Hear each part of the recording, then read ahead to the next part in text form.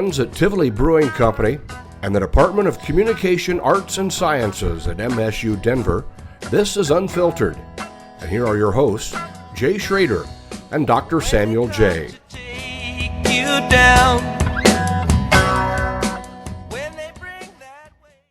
As many of you know, this is the week of Sip Fest, the Shelter-in-Place Beer Festival.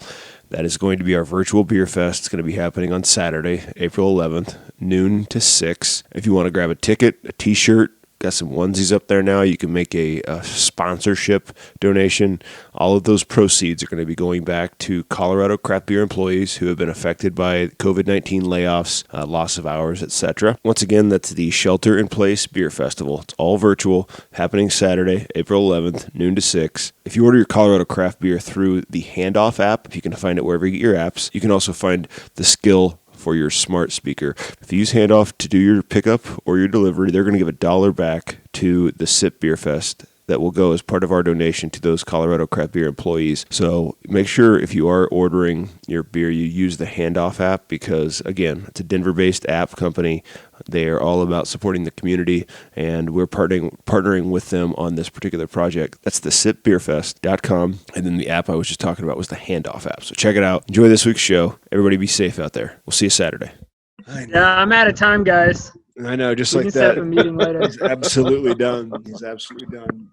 We're back for Can another you blame week him? Jay and I are back for yet another week of the Zoom meetings. I don't know. I'm really excited to start doing these in person again. Today was the day I was like, this is so much better. We can get back doing these in person. But Jay, we have a very special guest today.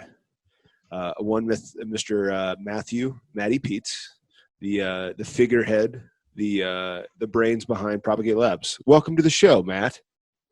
Yeah, can you build me up a little more before we start? What else you got for me? Myth, legend. Yes. We've been trying to do this for a while. I met Matthew a few months ago. He came into the Metro radio studio and did an interview for the Brew School podcast. Knew immediately he was one of the smartest people I had ever met. And then over the course of the last 3 months, continue to hear from breweries who are turning away from the big names, and they're going to this crazy ass Colorado-based startup named Propagate Labs to get their yeast. So how's that, Matt? Does that work?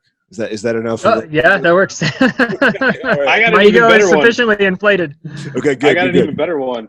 There's a car in our neighborhood that the license plate is like Yeast 44 or something. And at least on 2 occasions now, my wife has like yelled while we're driving down the road. She goes, "Isn't that Anna Peetz's son's kid's car? Because it says Yeast." And I'm like, "It could be a baker. Could be." And she goes, No. I'm convinced it's Matt's car. Just what kind of car is it? It might be my car. It's like a shitty little red. Red Corolla. It is a shitty little red Corolla. Is that your car? Is that you? Yeah, that's my car. That's Yeast so something? awesome. Is that who was driving it the other day? It could have been my wife had driving a number it too. on it. Mine's a little red Corolla that just says Yeast on the back. Oh no, this one had a number in it, I think. Maybe not. Now I'm gonna have to go ask her because it did not look like your wife, and I know what your wife looks like because we drop off at the same time occasionally. So for the record, Jay isn't even. I take it back. It's not. I take it back. It's not shitty. It's not a shitty car. Toyota Corolla is extremely gas efficient. Yeah. Fuel efficient. Comfortable. Sounds economical. like my Corolla. Yeah, it sounds like a car that a guy with a PhD would. I drove and drive. I drove 2 Corollas. Tanya's yelling from down the stairs. She said actually it did say just Yeast. Did it say Yeast or Yeast with the number, Tanya? It must have been your wife, Matt. I could make a terrible joke right now, but I'm not going to. I'm just going to lay off that one. Yeah, please don't. We're unfiltered, but not that unfiltered. So, and I think my wife's probably listening too. So, Matthew Peetz, tell us, what is Propagate Labs? For those folks who are unawares, give us the kind of the 3 to 4 minute elevator pitch. Let's hear it. So we're a wholesale food manufacturer, technically, which doesn't sound very fun, but what we really do is grow yeast for craft breweries. And so we just got a bunch of stainless steel tanks and a HEPA filtered room, and we mix up a bunch of sugary feed media for yeast and grow up different yeast strains in it. We've got I probably have a collection of 200 plus yeast. A number of strains people are familiar with, like the California ale yeast or some of the more popular lager yeast. But then I've got a collection of strains I've pulled from Belgium. A whole bunch of these quike yeast that are notorious for fermenting at 95 to 100 degrees Fahrenheit. And so we're just trying to do a really broad range of yeast strains that you can't find anywhere else. But still kind of cover all the bases for what people are normally using. And then our big thing is we keep our 12 most popular yeast strains on hand as best as we can, so that you can get yeast tomorrow if you want to brew with it tomorrow. I guess do those top 12, what are the top 12 and then do they change? Yeah, there is some seasonality to it. So we do California ale yeast. That's probably the most popular. We've got what we call hazy IPA, which is like a London Ale 3 type yeast. That's what everybody's using for like a New England IPA. We've got a juicy IPA yeast that's a little more alcohol tolerant. We do a Colorado Kolsch yeast that I isolated from Gold Spot Brewing, which is pretty popular. Most Kolsch yeast doesn't flocculate at all, so it leaves the beer really cloudy. And this strain does, and so it's really easy for craft brewers to use it. We carry what we call Ondex lager. It's from the Ondex Monastery in Germany. It's probably the world's most common lager yeast. We do a Czech Pils yeast. Depending on the season, we do either like an Irish ale yeast or a Scottish ale yeast. We keep a couple of quike yeast on hand. The most popular, which is Voss, and it ferments at 85 degrees Fahrenheit, makes almost no off flavors. It makes just a little bit of orange ester. And so you can ferment a beer. I know Tivoli ferments a beer from 10 Plato down to terminal gravity in 18 hours with it. So you can make a beer. I mean, you can ferment a beer in 2 days and have it ready to serve by the third or fourth day. Okay, so obviously, I know Jay has a question. I keep freaking cutting it off, but I'm sure Jay, you have a good follow-up. As a beer drinker, why does that matter to us? Matt, don't be afraid to let the kids or the wife jump in the middle of this, because can you hear my daughter yelling? Yeah. My wife and son are upstairs having a fight right now. So nice. Anyway, Sam, repeat. What does it matter to us? Well, so the coolest thing about these quike yeast for the consumer is that they do a bunch of biotransformation, which about like maybe 5 to 7 years ago, Chad Jacobson at Crooked Stave, I first heard him give a talk about biotransformation. And the idea is you take one flavor component and the yeast changes it to something else. And at the time, it was just like voodoo black magic that like he had some supporting evidence for. But actually, Ethan Sy at Metro State and Tivoli, he's done a bunch of research on this now. And there's actually a whole bunch of hop terpenes that the yeast change from tasting like one flavor component to another. And these quike yeasts all biotransform these flavor components at a really high level. And so for a consumer, what it means is you end up with IPA or pale ale or something like that has new flavors that you can't get from hops. A lot of pineapple flavors, a lot of citrus flavors. And so these yeast, for whatever reason, they tear apart hop compounds and turn them into different flavors. That's fucking crazy. Jaybird, yeah, go ahead, ask your questions, because I'm being a little bit of a, what's the word? A Zoom hog.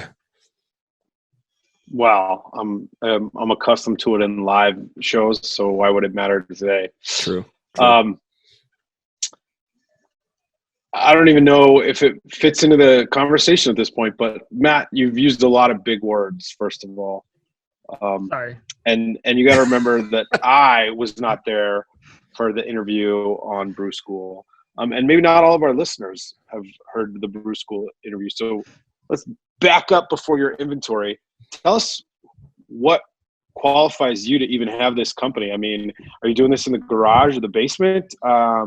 Do you have any advanced degrees? Are you any kind of professor? Help us out a little bit here. This is Walter White of Colorado Yeast. There you go. Actually, that's a rad. Like, we're gonna have to get him a hat now. I know, I and a kind of like that. goatee. I'll shave my head and start. Yeah. Yeah. So I've got a master's in cell biology from the University of Colorado. For the longest time, I thought I wanted to be a wildlife biologist, and so right out of college, I went and got this job. I was a toad researcher, and so I'd go catch toads, and we'd swab them because they've got this weird fungus, and I hated it. It was 6 months of like standing in cold puddles in the rain trying to catch toads. My God. But at the same time, I had gotten a homebrew Actually, kit. sounds kind of fun. It's fun for the first like 3 weeks, and then it gets a little tedious. Yeah.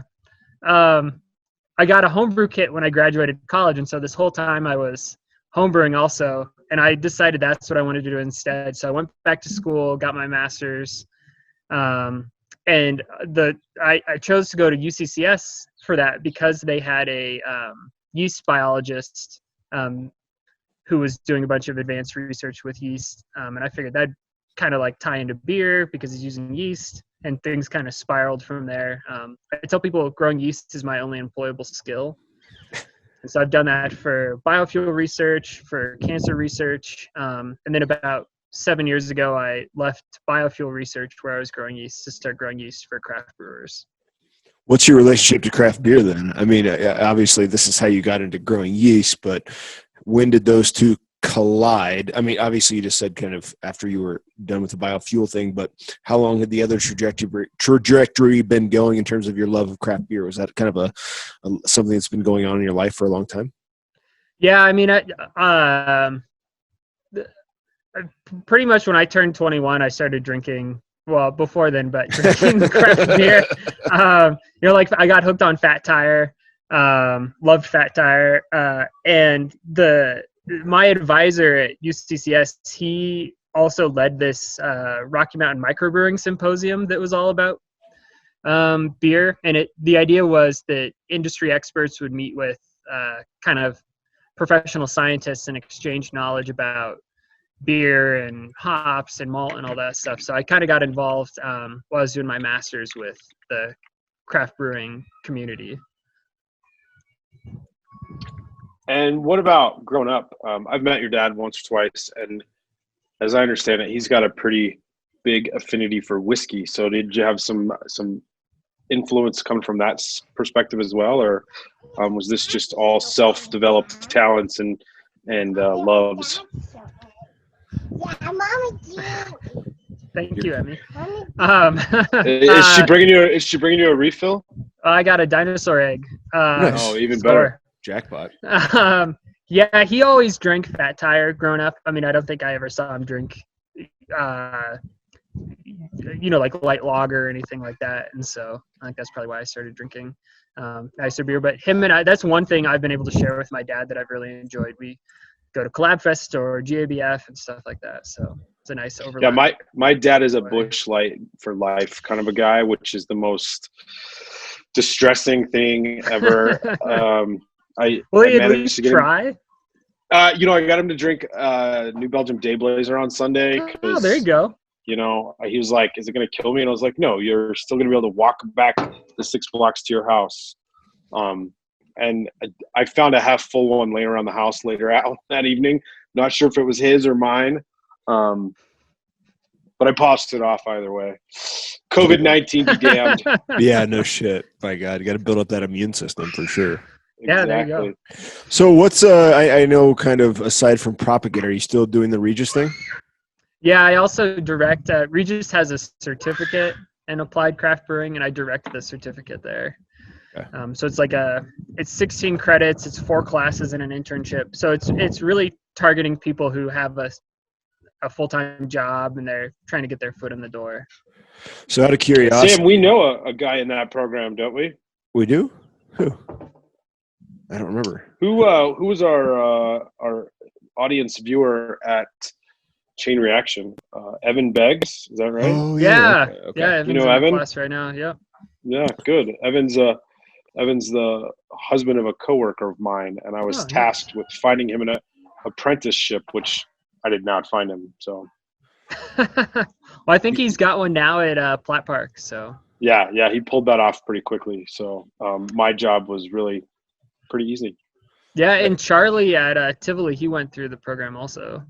Oh, Charlie did? I didn't realize that. Yep. Okay. Charlie's a good dude. I think it's kind of awesome that the brewer there came from Regis's program. So. That's awesome. That's actually really funny. That is, for sure. I don't know which one Charlie is. Sam, you'll have to point him out to me next time. Charlie's a pretty quiet guy. He's the other.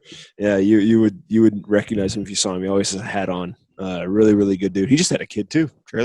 Charlie and Nate. He just had a kid. Gosh, man. Something in the beer. It must be the yeast. For sure. Out of curiosity, Matt, I want to kind of, strum the expertise of your experience in academia. What are you hearing in terms of the future of the program, knowing what's going on now? I hear it from Ethan and Scott over at Metro, but like what's going on at Regis? Are people scared? Is it going to be okay? So I've heard, I've always heard that beer is recession proof. I think this is going to be a real test as to whether that's true. Yeah. I think there are a lot of people. I mean, there were already several craft breweries that closed this year in Colorado.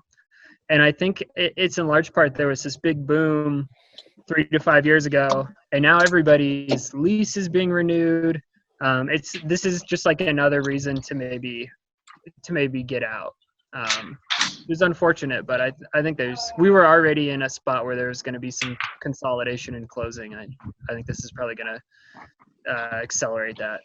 So does that mean, does that mean more people go through a Regis type program or a Metro type program, in your opinion? As I think it means fewer people try and become a brewer. Yeah. So there's just going to be less jobs. So. Oh my God. There's going to be a realization, you think, that it's not a sustainable career, depending on the environmental circumstances or things like that. Is that what you're seeing, or you just think there's going to be a clamor for whatever jobs are left when all the dust settles? Being a brewer is a hard job. It is super physical. They're long days. The pay is not great because there's a million people that want that job, and so unfortunately the capitalist solution to that is you don't have to pay people very much money to do that job. And I think there's just going to be a lot fewer people entering the pipeline. The incentives to have that job have gone down. You really have to be passionate. It has to be I want to do this because I'm super passionate about beer. You're obviously crazy plugged in to things. I don't know if Jay and I are at that same level, but I think the three of us probably do have a perspective that most beer drinkers don't have.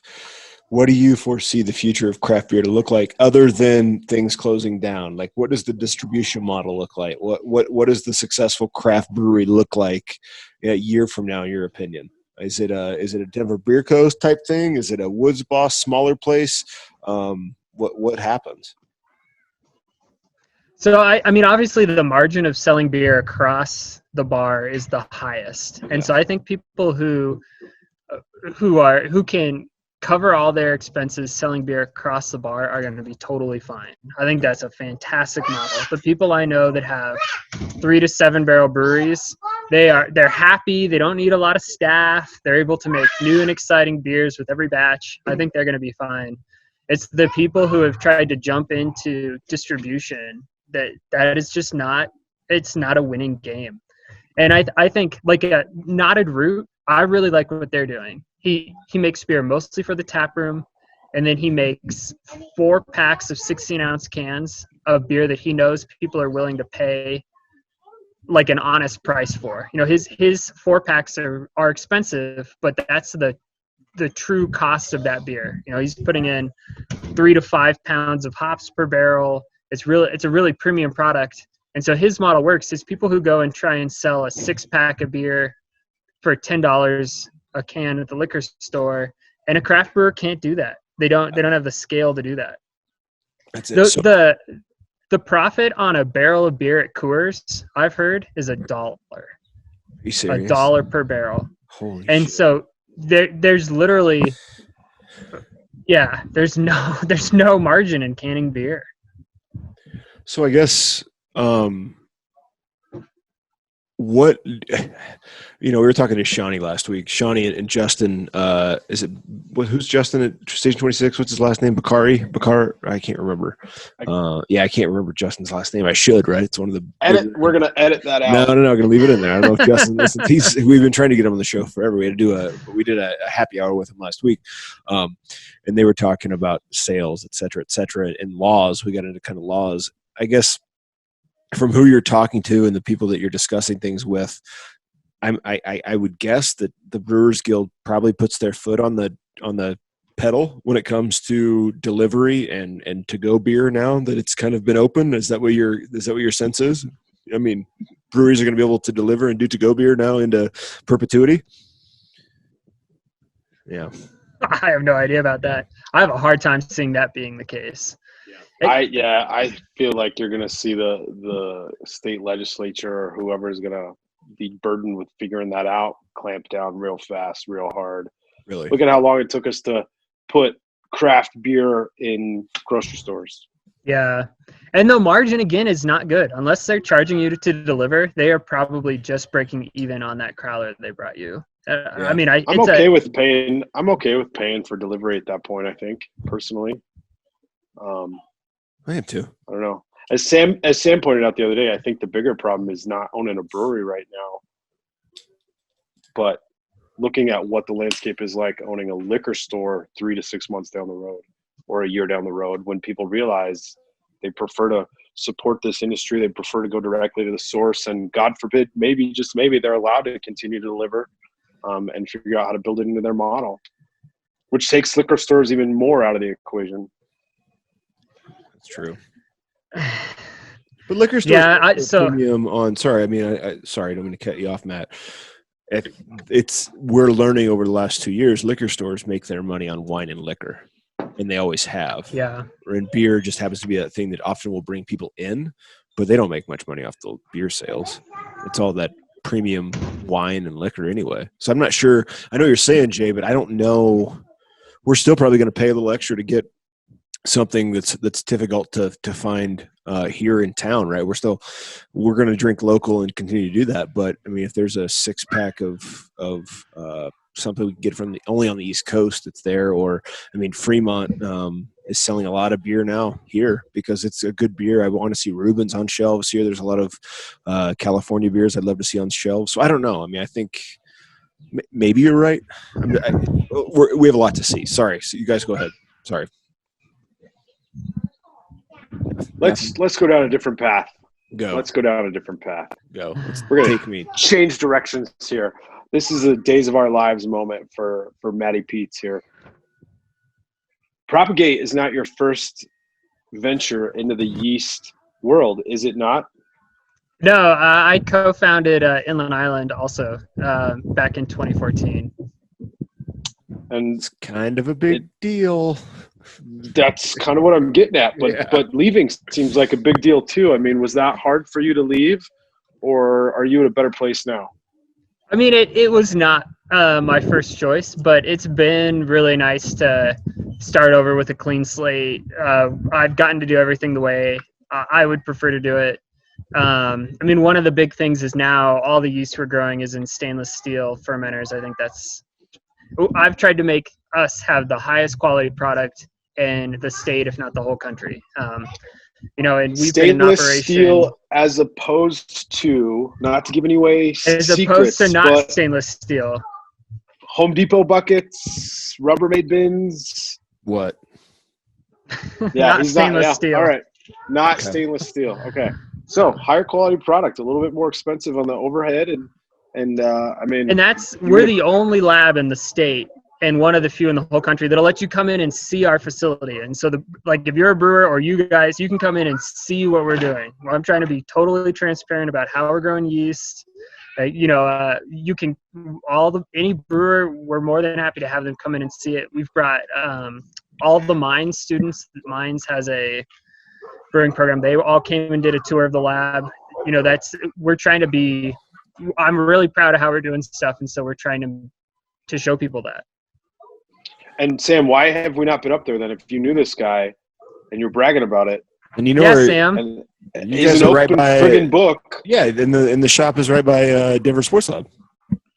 Yeah. Yeah, right next to Oh, it. is it really? Yeah, it's right there, man. Like a 30-foot walk. Yeah. Yeah, you guys can come and see. Yeah. I have Matt, no idea. he's useless. I'm sorry. I He's am. useless. I have not been good at fostering the continuation of this show in the way that I should. No, this is happening now. I mean, this is Not the way. easier than we got a smart guy on the horn and everything. So I guess Matt, if you could kind of, aside from making your stuff in stainless steel, what is your pitch to breweries that make you different than Inland Island or the other competitors? Is it having those 12 strains always available? Is it the experimentation that happens outside of those 12 strains? What is it? So when I first started, I thought that the key would be you sell your product for a lower price. You basically like cut your margin, and that everybody's going to flock to you because you've got the best price. That has not been the case. That was a bad strategy. I think a better strategy is having higher customer service and carrying stuff that people can get for tomorrow, and having strains that you can't get anywhere else. And so we put a bunch of people are brewing seltzer. No matter how you feel about seltzer, a bunch of craft breweries are doing it, and a lot of them it takes 1 to 2 months to ferment the seltzer, because if you're not familiar with seltzer, you basically just ferment table sugar or corn sugar, and it takes 1 to 2 months for the yeast to chew through that sugar. And so we put together a little kit that has all the nutrients the yeast needs, and then a yeast strain that works really well in that low nutrient environment, so that it's done in 7 days. And really it can be done as soon as 3 to 4 days. And so it's having products that it's trying to like meet what people need next. And so like the pricing was a bad idea. It's having products that people want, that are different, that are new, that they can only get from you.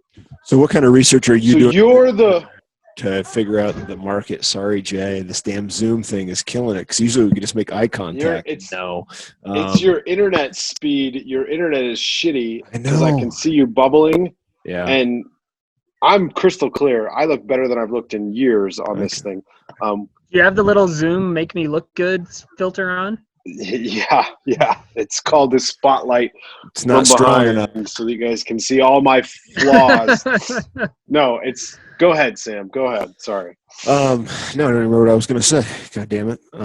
What was it, Jay? Yeah, you got to keep up, man. You got to maintain here. I know. I was just going to point out that it sounds like Matthew Peetz and Propagate are solely responsible for the proliferation of breweries here in the state of Colorado offering up a seltzer product, much to the chagrin of Dr. Samuel J.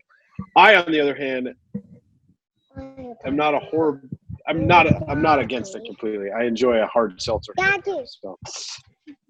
Put her on. Why you supposed to be outside? Why am I drinking my beer outside? Why did you throw your can on the ground? Oh, the wind blew my can off the table. I'll pick it up. What kind of research are you doing to kind of figure out litter bug trends and everything like that? What are you reading? How are you collecting data? Obviously, you're a very well-educated person who's predicting, or at least trying to predict, some of these trends. So how do you do that?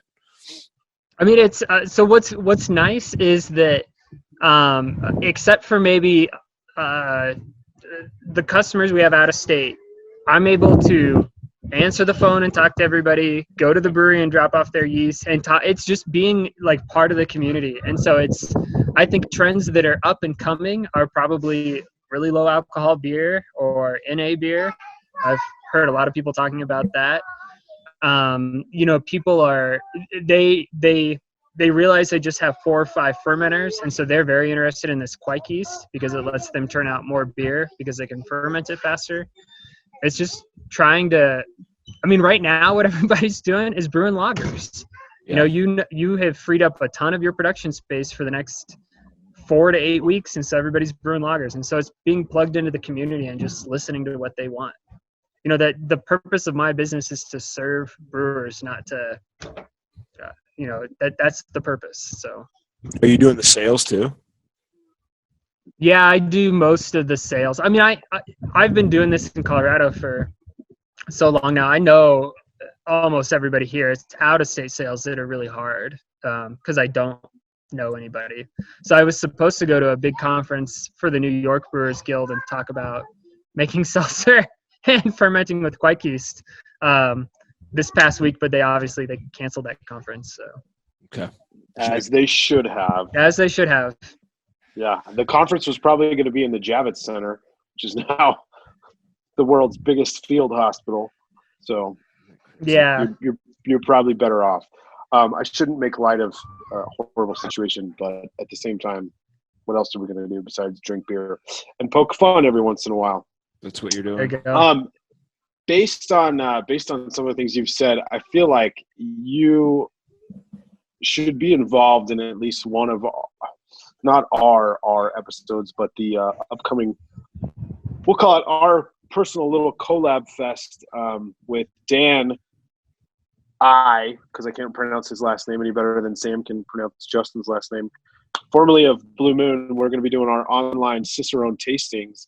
And damn, I feel like, unless Dan hates the idea, a yeast perspective, having that conversation is probably huge, especially if or when the Cicerone tastings get to the point where they're with a client of Propagates. I mean, I don't know, Sam. I'm thinking outside the box here. I'm just trying to get And this your Sip internet's Fest. failing again. No, I'm just trying to get this Sip Fest figured out. That's my focus right now. One thing at a time. Yeah, we're at T-minus 3.5 days, buddy. Yeah, I know. Yeah, so Sip Fest, the idea is everybody's just going to drink for 4 hours and post photos of them drinking. I think it's 6 hours, which is really 6 causing a problem hours. in my Woo. house. Yeah, 6 hours. Trying to figure out how we might need to put together, I'm thinking the thing that we need to do is get some rolled up plastic cattle fencing and stretch out a big safety space in a park in the local neighborhood. Yeah, Jay. So the kids can be set free at the very least. Yeah. So that 6 hours of drinking is a little bit more responsible than it should be. If only we could do that. If only we could do that. No, we're trying to figure out the best way to I mean, I've got everybody's email who bought a ticket. And so those who bought a ticket or a shirt or a sponsorship, I can easily email them and say, here's the Zoom meeting or what have you. Literally have my wife on that every day for a couple hours trying to figure out the best option because people are doing things on Facebook. They're doing things on Zoom. So we're not sure. We've got a call with Shawnee actually after this to figure out what to do next. I don't know. We want to do something live, but fuck, it's the Brewers Guild is trying to do a bigger event in 2 weeks, 2 to 3 weeks, which is what our meeting's about, in which there would be more structured kind of festival or conference like sessions. So we don't really want to step on their toes. And also this isn't about that for us. It's more or less a fundraiser for everybody. So I'll let you know, Matt. We're not sure. Yeah, it's crazy to try and get more than a dozen people on Zoom. Yeah. Yeah. I know. I mean, we thought about, especially you run the risk of a dick getting drawn on somebody's face at this point. what is this porn bombing? Have you heard about this? Zoom porn bombing? That's what I just said. That's exactly what I was alluding to. But allude with an A. Not an E. Elude. Yes. I had to send the definitions to a coworker earlier this week, or I guess it was late last week, because I was furious over his inability to use the correct word in the sentence. So, allude means to make a reference to or imply. Elude means to evade or escape There you go. or avoid. It's very good, Jay. That college degree. Really got there.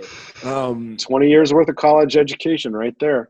Matt, who's more fun for a yeast? Is it a yeast maker? I don't know what your title would be, but to work with Yeaster. Is it say like a Mockery, which experiments with everything, or is it a Denver Beer Co. that has a consistent kind of series of products, catalog of products? What's kind of more fun? You don't have to label either one or the other, but which type of brewery? I mean, I like people that. So to be honest, it's a little stressful when people try and push the envelope too much. Yeah. You walk through a bunch of, like, I had a guy order yeast. He wanted to start the beer at like 32 Plato or something, which is just like this insane, like that's not gonna work, right? You're trying to make like a what does Plato 15% mean? beer. A Plato, sorry, it's a measure of how much sugar is in the wort, and that determines how much alcohol you're going to end up with. And so people who want to brew a beer that's 10 or 15% alcohol, they need to start with a bunch of sugar. And yeast is not like that. That's not happy for yeast. And so while that's fun is like a problem to try and solve, you're also held responsible if it doesn't go so well. So it's fun to see what people, I basically get to see what 200 brewers have come together with, and what they want to try and make, and the flavors they want to try and get out of beer. And that's a lot of fun. I mean, I definitely like people that push the envelope, but it's also somewhat stressful because they want to hold you responsible if it doesn't go so well. Makes sense. So that being said, you have a behind the scenes look at 200 plus breweries. It sounds like the bulk of them in the metro Denver, Colorado area. Who should we be watching, COVID-19 aside? Who should we be watching right now? Whose beer should we be trying? Who's the next big brewer to pop? I am very disappointed that World Beer Cup isn't going to go through, because I think there were a number of people, Seed Stock Brewing, Prost Brewing, Deuces Wild, Peakview. I think they were all set to medal at World Beer Company, or at World Beer Cup, and now it's not going to happen. So there you go, ladies and gentlemen. You heard it, and at least two of those we've interviewed, Sam.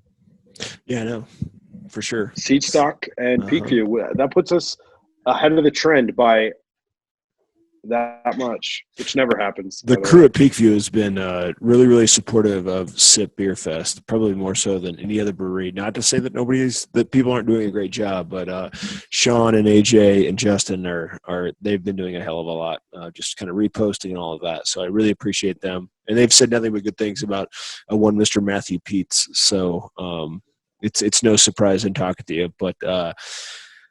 What else do we need to plug here? I mean, we got. What can brewers contact you if they have questions? I mean, what do you want us to do for you on this little show of ours? Because we want to keep you as much as the craft breweries. Yeah, of course you can contact me for yeast. I mean, I think the biggest plug right now is if you like craft beer, you need to go buy some right now.